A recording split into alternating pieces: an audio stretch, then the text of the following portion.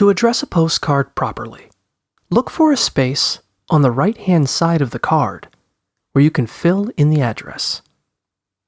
There may be a vertical line separating the address area from the rest of the card, or a series of horizontal lines where you can fill in the address. If not, simply choose a spot on the lower or middle right part of the card and write the address there. If you plan to write a lot on the card, draw a box around the address to help it stand out from the rest of your message. Put your postage stamp in the upper right-hand corner of the card, above the address.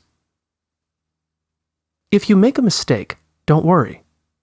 To fix it, write the address again on a separate piece of paper and cut it out. Then, glue or tape the paper with the address on it over the address area on your card.